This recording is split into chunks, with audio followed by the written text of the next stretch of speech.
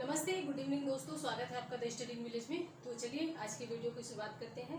इस वीडियो में आपको जो मतलब पिछली वीडियो में हम लोगों ने कहाँ तक डिस्कस कर लिया था, यानी कि मौर्य साम्राज्य ही चल रहा है। मौर्य साम्राज्य के इससे पहले आपके सारे वीडियो डिस्कस किए जा चुके हैं, जैसे सारे टॉपिक जैसे कि सिंधु घाटी की सभ्यता, वैदिक काल, बौद्ध धर्म, जैन धर्म, सारी चीजें बताई जा चुकी हैं। अभी हम मौर्य साम्राज्य डिस्कस कर रहे हैं और मौर्य साम्राज्य बहुत ही इंपॉर्टेंट चैप्टर है। किसी भी एग्जाम में बहुत ही मतलब कि बहुत सारे क्वेश्चन उससे बनने की संभावना होती है। ठीक है, तो इसके ऑलरेडी हम लोगों ने 2 वीडियो डिस्कस कर लिए हैं, ये तीसरी वीडियो है। तो चलिए क्वेश्चन नंबर 1 को देखते हैं। ये देखिए, इसमें पूछा हुआ है पाटलिपुत्र में चंद्रगुप्त मौर्य का महल मुख्यतः बना था।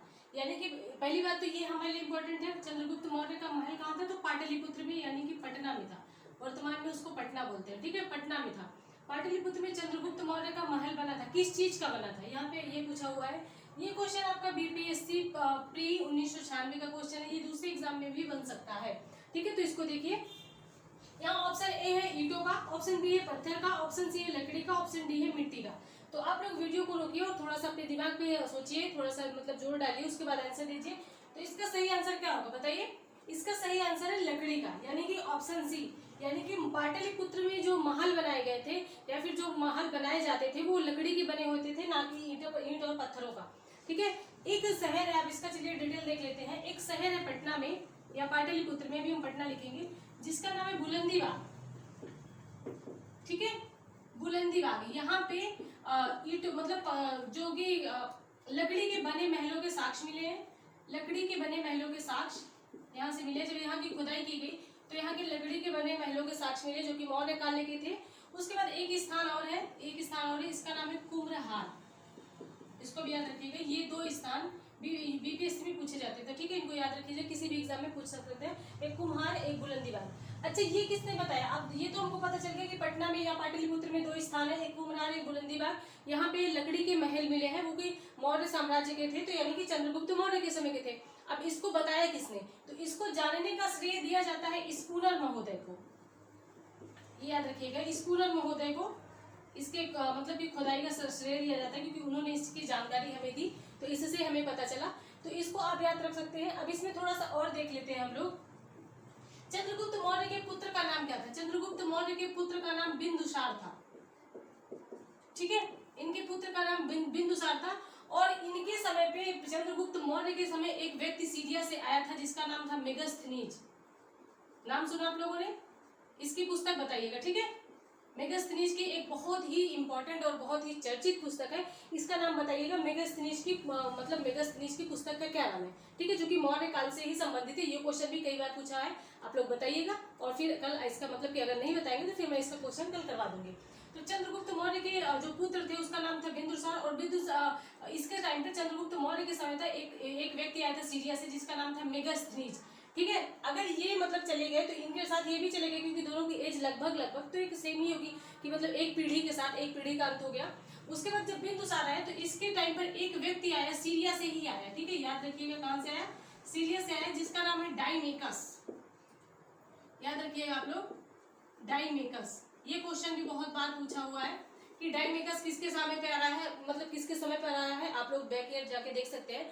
डाइमेकस, देखिए आपको सिर्फ एक क्वेश्चन लग रहा होगा कि हम एक क्वेश्चन करवा रहे हैं, लेकिन इसके अंदर कई सारे क्वेश्चन है। अगर आप लोग बैक ईयर पेपर देखे होंगे तो आपको पता चल रहा होगा कि इसके अंदर कैसे कैसे क्वेश्चन बन सकते हैं। ठीक है, तो बिंदुसार के समय पर आया था सीरिया से एक व्यक्ति जिसका नाम था डाइमेकस। ये क्वेश्चन पूछा हुआ है कि डाइमेकस किसके शासन काल में आया था, या फिर मतलब बिंदुसार के, या फिर बिंदुसार के समय पे कौन आया था, शासन काल में उसके कौन आया था। तो उसमें 4-5 नाम दे दिए, डाइमेकस भी एक देगा।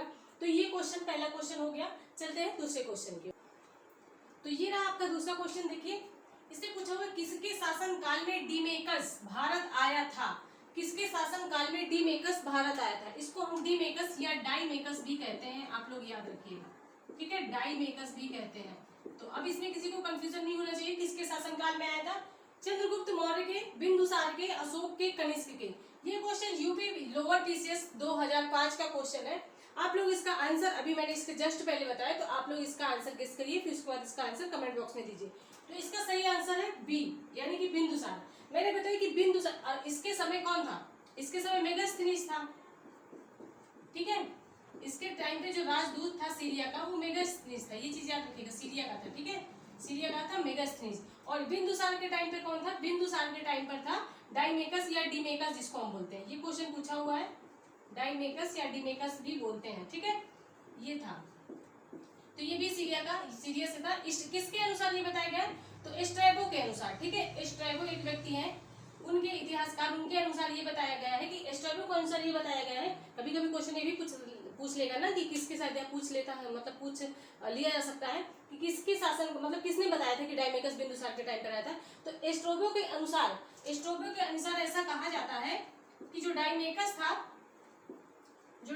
था वो किसके शासनकाल में आया था? बिंदुसार के शासनकाल में आया था। और मेगास्थनीज किसके शासनकाल में आया था? ये चंद्रगुप्त मौर्य के शासनकाल में आया था। कौन से देश से संबंधित है? तो सीरिया से संबंधित है, ठीक है। ये क्वेश्चन सबका क्लियर है। ये रहा तीसरा क्वेश्चन। देखिए इसमें क्या है, बुलंदीबाग प्राचीन स्थान था। बुलंदीबाग कहाँ का प्राचीन स्थान था, ये पूछा हुआ है। पहली बात तो आपको ये याद रखना है कि ये मौर्यकालीन स्थान है, क्योंकि ये भी क्वेश्चन पूछा जा सकता है कि किस काल से संबंधित है, किस वंश से संबंधित है। तो मौर्य वंश से। फिर राजा कौन सा था? तो चंद्रगुप्त मौर्य, जो कि प्रथम है, ठीक है, चंद्रगुप्त मौर्य। उसके बाद ये पूछा हुआ है कि बुलंदीबाग स्थान कहाँ पे है? तो कपिलवस्तु में है, पाटलिपुत्र में, श्रावस्ती में है और वाराणसी में है। ये क्वेश्चन आपका यूपी पीसीएस मेंस 2008 का क्वेश्चन है, ठीक है। तो इसको आप बताइए कि इसका सही आंसर क्या होगा। इसका सही आंसर होगा ऑप्शन बी, पाटलिपुत्र। अभी मैंने जस्ट डिस्कस किया कि बुलंदीबाग और कुम्भलहार, ठीक है, कुम्भलहार ये दो स्थान हैं जो कि कहाँ पाए जाते हैं?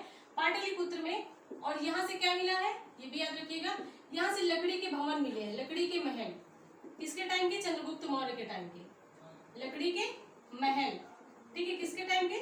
चंद्रगुप्त मौर्य के टाइम पे यहाँ लकड़ी के महल मिले हैं। तो ये याद रखिएगा, इसमें ये बताया हुआ है। किसके अनुसार ये बताया हुआ है? इसकी खोदाई किसने की? तो इसकी खोदाई जो की थी स्पूरर महोदय, अभी मैंने जस्ट डिस्कस किया, ठीक है। स्पूरर महोदय के समय पे ये पता चला। तो बुलंदीबाग कहाँ पे है? पाटलिपुत्र में। किसके टाइम का? चंद्रगुप्त मौर्य के टाइम का। अगर वंश पूछे तो मौर्य साम्राज्य। और एक स्थान कौन सा है? कुम्भलहार है। और यहाँ पे क्या मिला था? लकड़ी के भवन मिले थे। किसके टाइम के थे? चंद्रगुप्त मौर्य के टाइम के। और किसने बताया था? स्पूरर महोदय ने, ठीक है। ये यूपी पीसीएस 2008 का क्वेश्चन है मेंस का। ये रहा आपका तीसरा क्वेश्चन। चलते हैं आगे। देखिए इसमें क्या बोल रहा है, निम्नलिखित में से किस राजा ने दक्षिण की विजय प्राप्त की थी? यानी कि इन चारों ऑप्शन में कौन सा राजा था जिसने दक्षिण भारत, यानी कि दक्षिण भारत की विजय प्राप्त की थी, ठीक है। तो ये क्वेश्चन आपका बीपीएससी प्री 2003 का क्वेश्चन है। इसमें ऑप्शन है अशोक ने, ऑप्शन बी है चंद्रगुप्त मौर्य, ऑप्शन सी है बिंदुसार और ऑप्शन डी है कुणाल। तो आप लोग इसका आंसर दीजिए। इसका सही आंसर है बी, चंद्रगुप्त मौर्य ने दक्षिण भारत की विजय प्राप्त की थी। देखिए दो मतलब कि तमिल साक्ष्य के अनुसार और जैन साक्ष्य के अनुसार ऐसा पता चलता है कि दक्षिण भारत की विजय चंद्रगुप्त मौर्य ने प्राप्त की थी। और अशोक के, ये याद रखिएगा, अशोक के बहुत सारे अभिलेख भी दक्षिण भारत से प्राप्त हुए हैं। लेकिन अशोक के अभिलेख प्राप्त होने से ये नहीं प्रमाणित होता है कि अशोक ने दक्षिण भारत की विजय की थी। अशोक ने सिर्फ एक विजय की थी, वो थी कलिंग की विजय, ठीक है, कलिंग। अच्छा इसको बताइएगा कि कौन से अभिलेख में ये लिखा हुआ है कि कलिंग की विजय पर चर्चा की? कलिंग की विजय। आप लोग भी थोड़ा बहुत आंसर दीजिए, ठीक है। कलिंग की विजय एकमात्र विजय की थी, कलिंग की विजय। उसके बाद में अशोक ने मतलब कि धम्म नीति अपना लिया, यानी कि उसने युद्ध करना ही बंद कर दिया। कहा जाता है कि अशोक जब कलिंग का युद्ध करने गया था तो इतना बुरे तरीके से वहां नरसंहार हुआ था, बच्चे, बूढ़े, महिलाएं, गर्भवती महिलाएं, सबको मतलब कि इतनी बुरी तरीके से मारा गया कि उसने सारा ये लहूलुहान या खून देख के उसका मन अंदर से मतलब कि द्रवित उठा। तो उसने ये कहा कि अब मैं युद्ध नहीं लड़ूंगा, यानी कि उसने धम्म की नीति अपना ली। तो ये याद रखिएगा, किसने अपनाई धम्म की नीति? अशोक ने, ठीक है, अशोक ने धम्म की नीति अपना ली। तो यानी कि हमको किन आधारों पर हम कह सकते हैं कि दक्षिण भारत की विजय चंद्रगुप्त मौर्य ने की थी? तो तमिल, जैन और अशोक के अभिलेखों के आधार पर ये कहा जा सकता है कि चंद्रगुप्त मौर्य ने दक्षिण भारत की विजय की थी। तो अशोक को इसमें माना नहीं जा सकता, अशोक ने हटा दिया क्योंकि उसको एक ही विजय प्राप्त हुई, कलिंग की विजय, ठीक है। उसको बताइए कौन से अभिलेख में लिखा हुआ, कौन से अभिलेख में ऐसा बताया हुआ है कि कलिंग की विजय अशोक ने की थी, कौन से अभिलेख में बताया हुआ? दूसरा ऑप्शन है चंद्रगुप्त मौर्य। तीसरा ऑप्शन है सी, बिंदुसार बहुत संदिग्ध क्षेत्र, मतलब कि बहुत ही एक लिमिट था इसकी, एक ही मतलब कि एक निश्चित सीमा तक इसने मतलब थोड़े बहुत युद्ध लड़े, लेकिन इसको इतिहासकार कभी विजेता नहीं माना, ठीक है। बिंदुसार को इतिहासकार ने कभी भी विजेता नहीं माना। तो ये तो होने से रहे, ठीक है। तो आंसर कौन सा है? आंसर बी है, बी चंद्रगुप्त मौर्य। और चंद्रगुप्त मौर्य की जब मृत्यु हुई थी तो इन्होंने संलेखना विधि के द्वारा, ठीक है, संलेखना विधि अपनाकर इन्होंने प्राण त्यागा था। संलेखना विधि किससे संबंधित है?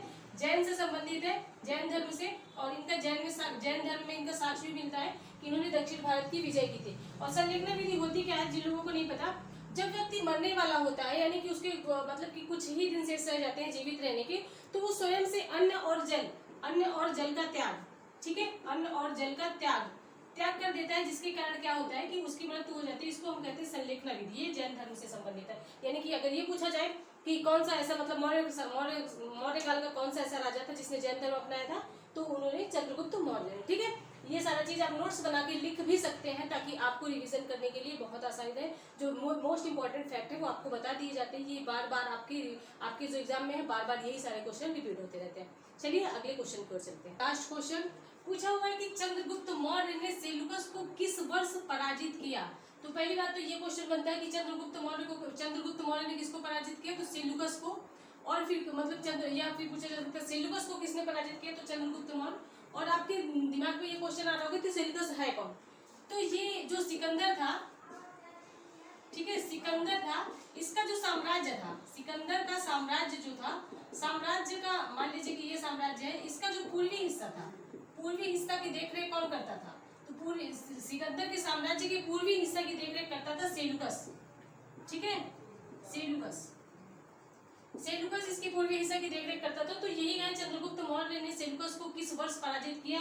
ये क्वेश्चन आपका यूपीआरओ, ठीक है, यूपीआरओ 2014 का क्वेश्चन है, ठीक है, यूपीआरओ 2014 का क्वेश्चन है।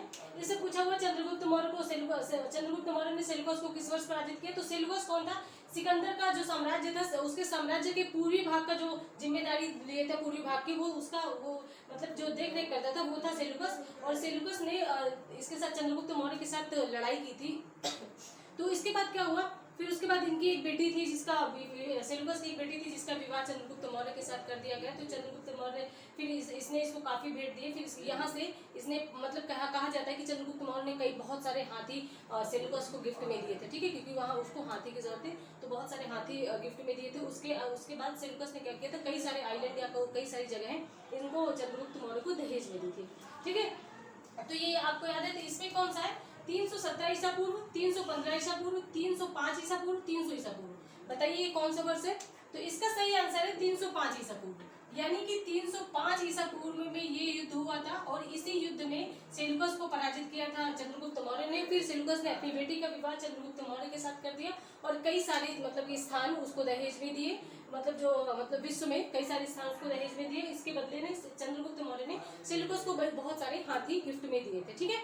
तो ये रही आज का मतलब कि 5 क्वेश्चन आपके हो गए। आपका स्कोर कितना रहा आप बताइएगा। सारी चीजें आपको डिटेल में जानने के लिए मिलती है कि नहीं। अगर कुछ ऐड करवाना हो तो आप मतलब इसमें जैसे कि कुछ सुधार करना हो या फिर कुछ और ऐड करना हो तो कमेंट बॉक्स में जरूर बताएं। और इससे पहले एक चीज और बता दें, जो मतलब इस वीडियो से जो बच्चे इस वीडियो से जुड़े उनके लिए बता दिया जाए कि सुबह 8 बजे आपको एक वीडियो देखने को मिलती है जो कि हम करंट अफेयर्स की वीडियो डिस्कस करते हैं। इसमें क्या होता है कि आपको वो सारी चीजें बताई जाती हैं, फैक्ट बेस्ड कम बताया जाता है, आपको कॉन्सेप्ट क्लियर किया जाता है, आपका कॉन्सेप्ट क्लियर किया जाता है कि कैसे क्वेश्चन आपके एग्जाम में यूपी पीसीएस के जो भी स्टेट पीसीएस होते हैं उनमें कैसे क्वेश्चन बनते हैं, ये सारी चीजें बताई जाती है। तो सुबह 8 बजे आती है और ये वीडियो आपको प्रतिदिन शाम को 4 बजे देखने को मिलेगी, ठीक है, प्रतिदिन शाम को 4 बजे। अगर टाइम का कोई इशू हो तो आप बता सकते हैं। और आपको ये सेशन कैसा लग रहा है आप कमेंट बॉक्स में जरूर बताएं। मिलते हैं नेक्स्ट वीडियो में, धन्यवाद।